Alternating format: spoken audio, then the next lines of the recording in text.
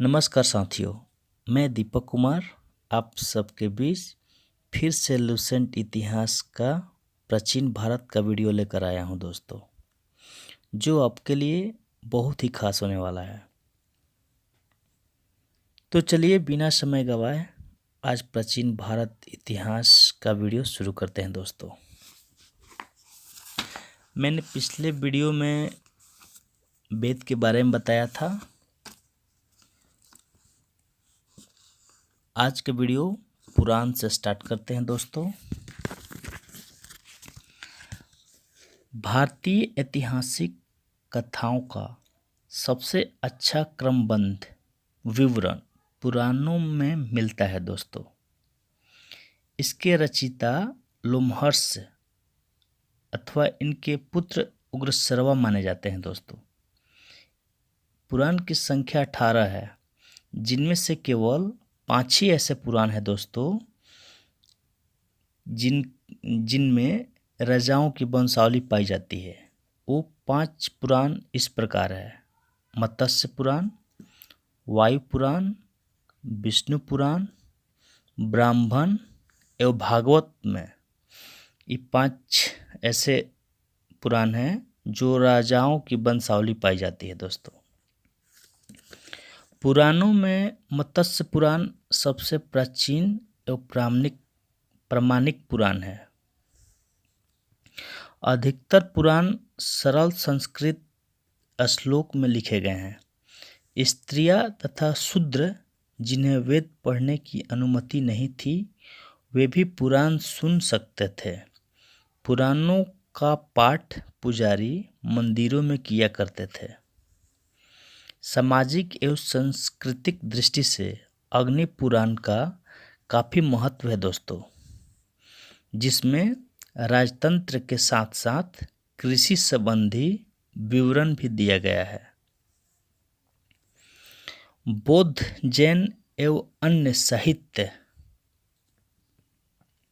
जैसे जातक में बुद्ध की पूर्व जन्म की कहानी वर्णित है।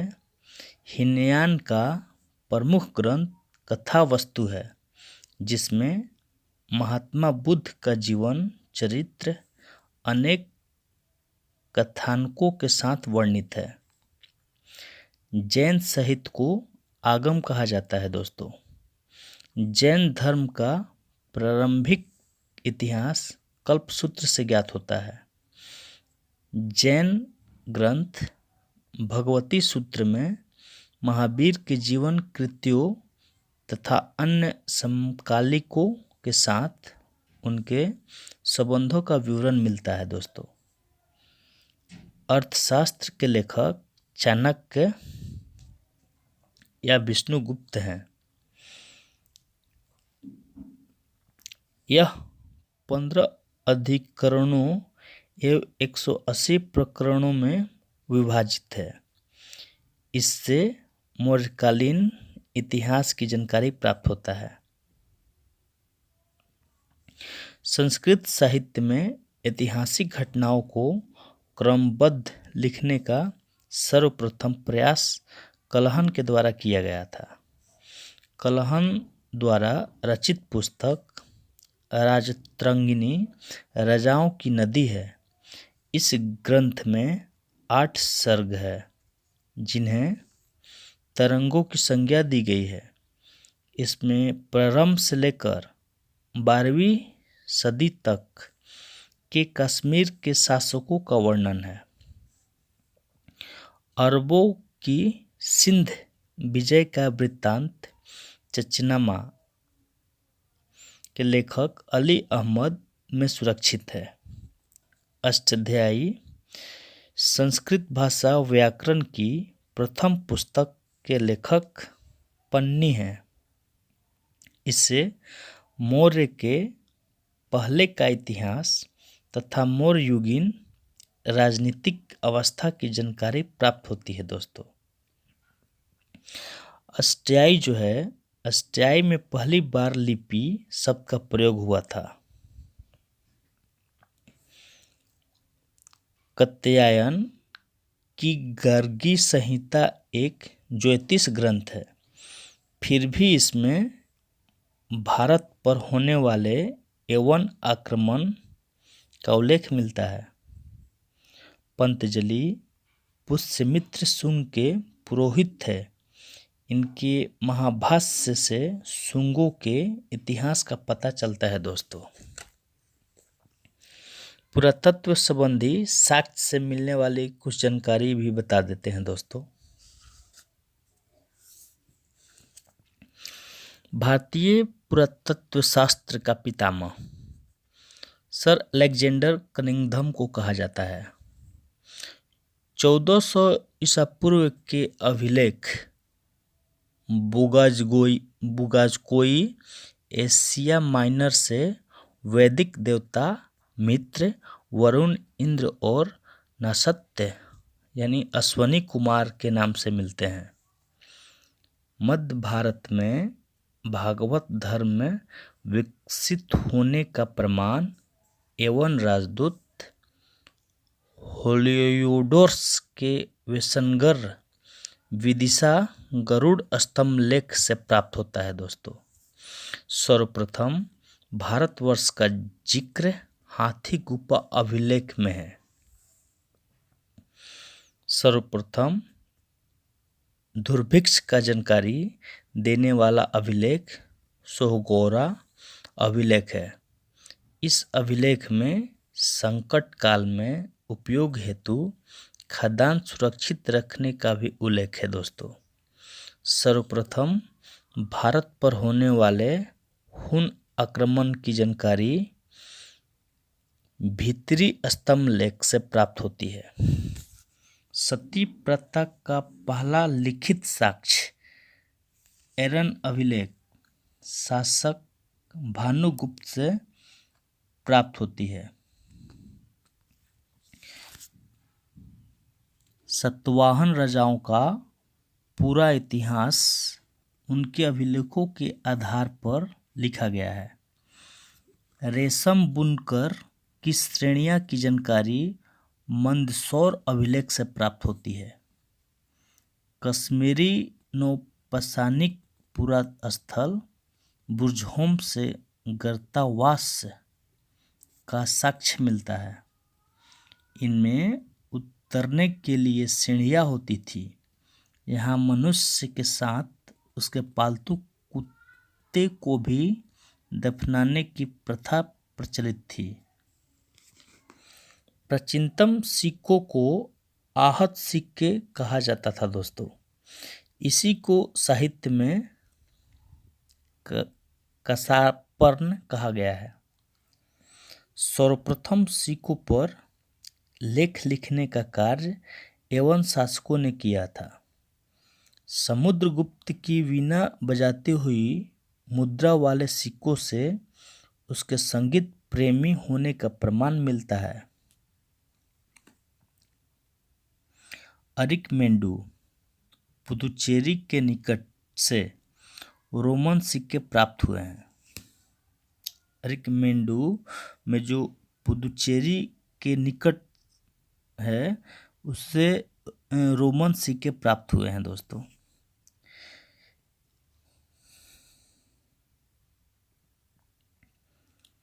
नोट कीजिएगा दोस्तों, सबसे पहले भारत के संबंध वर्मा स्वर्णभूमि वर्तमान में जो म्यांमार, मलाया, स्वर्णद्वीप, कंबोडिया, कंबोज और जावा यवद्वीप से स्थापित हुए हैं। कुछ महत्वपूर्ण अभिलेख हैं, इस तरह से उसका विवरण दिया हुआ है।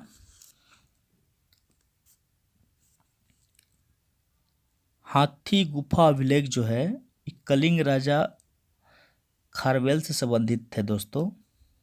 जूनागढ़ अभिलेख जो है रुद्र दामन से संबंधित है। नासिक अभिलेख गौतमी बलश्री से संबंधित है। प्रयाग स्तंभ लेख समुद्रगुप्त से संबंधित है। एहोल अभिलेख पुलकेशिन द्वितीय से संबंधित है।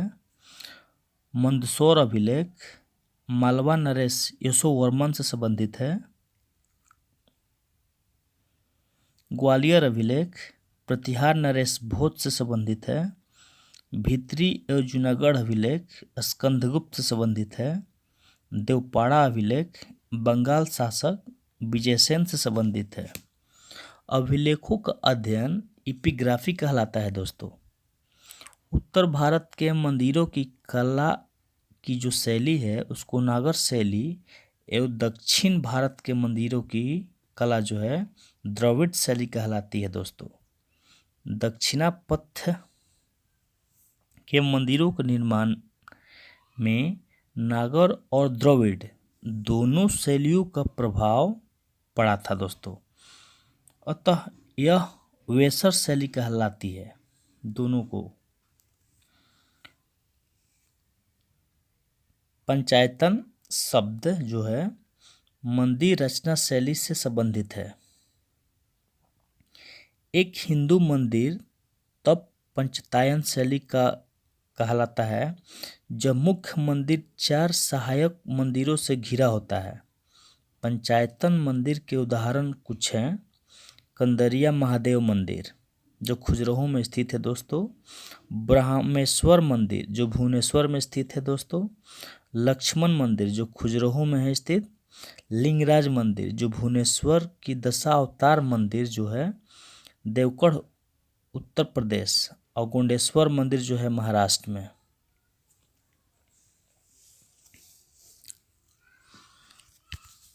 विदेशी यात्रियों से मिलने वाली कुछ प्रमुख जानकारी दे देते हैं दोस्तों। जैसे यूनानी रोमन लेखक जो हैं टेसियस, यह ईरान का राजवैद्य था। टेसियस जो था ईरान का राजवैद्य था। भारत के संबंध में इसका विवरण आश्चर्यजनक कहानियों से परिपूर्ण होने के कारण अविश्वसनीय है। हेरोडोट्स, इसे इतिहास का पिता कहा जाता है। इसने अपनी पुस्तक हिस्टोरिका में 5वीं शताब्दी ईसा पूर्व के भारत फारस ईरान के संबंध का वर्णन किया है, परंतु इसका विवरण भी अनुश्रुतियों एवं अफवाहों पर आधारित है।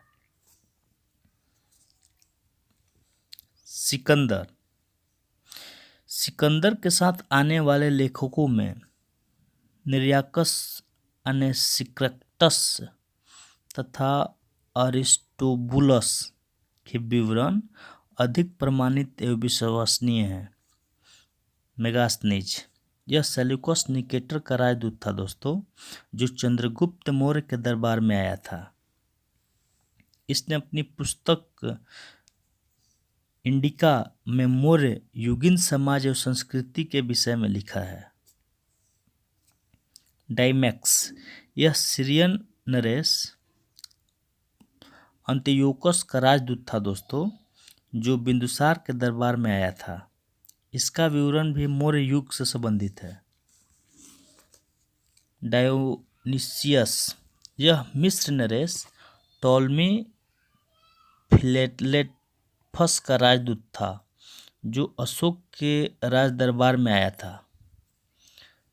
टॉलमी, इसने 2री शताब्दी में भारत का भूगोल नामक पुस्तक लिखी थी दोस्तों। प्लिनी, इसने 1म शताब्दी में नेचुरल हिस्ट्री नामक पुस्तक लिखी है।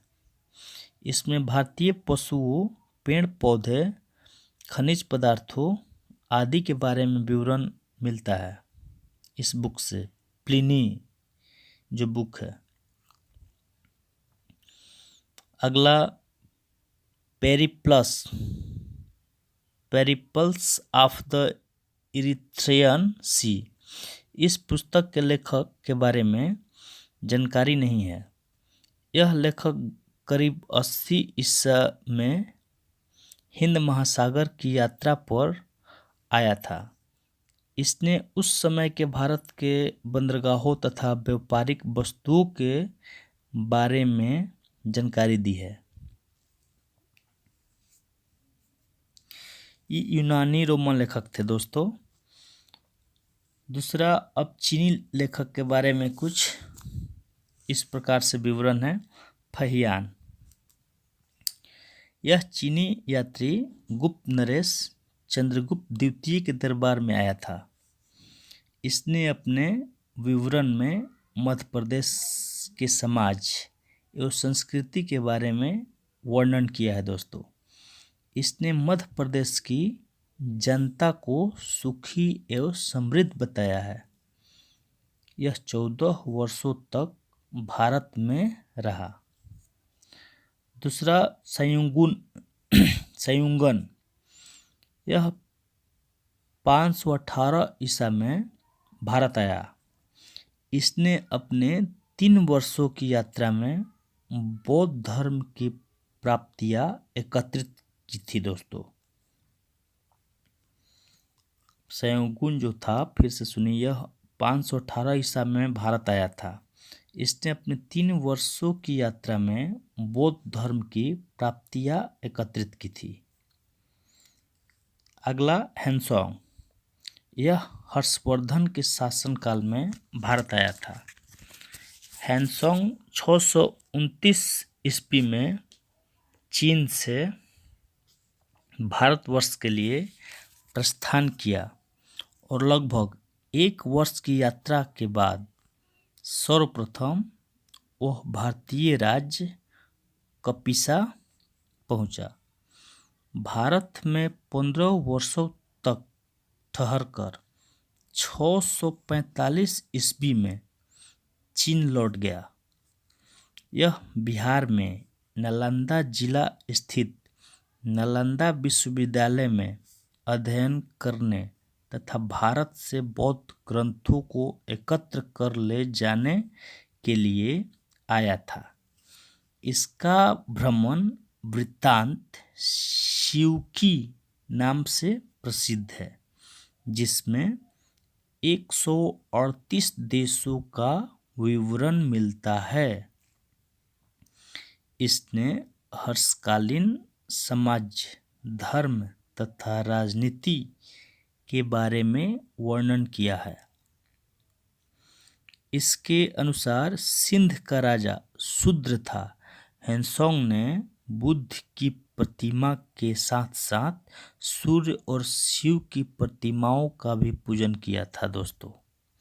हेनसोंग के अध्ययन के समय नालंदा विश्वविद्यालय के कुलपति आचार्य शिलभद्र थे। यह विश्वविद्यालय बौद्ध दर्शन के लिए प्रसिद्ध था। चीनी लेखक में लास्ट लेखक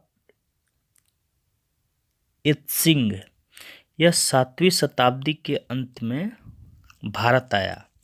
इसने अपने विवरण में नालंदा विश्वविद्यालय, विक्रमशिला विश्वविद्यालय तथा अपने समय के भारत का वर्णन किया था। कुछ अरबी लेखक के बारे में भी चर्चा करते हैं दोस्तों। जैसे अल-बिरूनी, यह मोहम्मद गजनवी के साथ भारत आया था। अल-बिरूनी ख्वारिज़्म या खीव आधुनिक तुर्कमेनिस्तान का रहने वाला था दोस्तों। अरबी में लिखी गई उसकी कृति, जो किताब है, उल हिंद या तहकीक-ए-हिंद, भारत की खोज, आज के इतिहासकारों के लिए एक महत्वपूर्ण स्रोत है दोस्तों।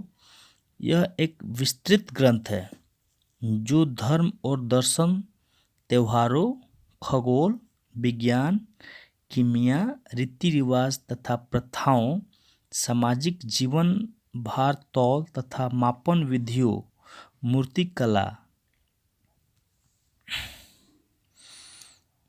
कानून, मापतंत्र विज्ञान आदि विषयों के आधार पर 80 अध्यायों में विभाजित है दोस्तों। इसमें राजपूतकालीन समाज, धर्म, रीति रिवाज, राजनीति आदि पर सुंदर का प्रकाश डाला गया था दोस्तों। इब्न बतूता दूसरा था। इसके द्वारा अरबी भाषा में लिखा गया इसका यात्रा वृत्तांत, जिसे रहला कहा जाता है, 14वीं शताब्दी में भारतीय उपमहाद्वीप के सामाजिक तथा सांस्कृतिक जीवन के विषय में बहुत ही प्रचुर तथा सबसे रोचक जानकारियाँ देता है दोस्तों। 1333 ईस्वी में दिल्ली पहुंचने पर इसकी विविधता से प्रभावित होकर सुल्तान मोहम्मद बिन तुगलक ने उसे दिल्ली का काजी या न्यायाधीश नियुक्त किया। कुछ अन्य लेखक भी हैं दोस्तों, जैसे तारानाथ। तारानाथ यह एक तिब्बती लेखक था। तारानाथ इसने कंगयूर तथा तंगयूर नामक ग्रंथ की रचना की। इनसे भारतीय इतिहास के बारे में जानकारी मिलती है दोस्तों। दूसरा मार्को पोलो था। यह 13वीं शताब्दी के अंत में पांड्य देश की यात्रा पर आया था। इसका विवरण पांड्य इतिहास के अध्ययन के लिए उपयोगी है दोस्तों।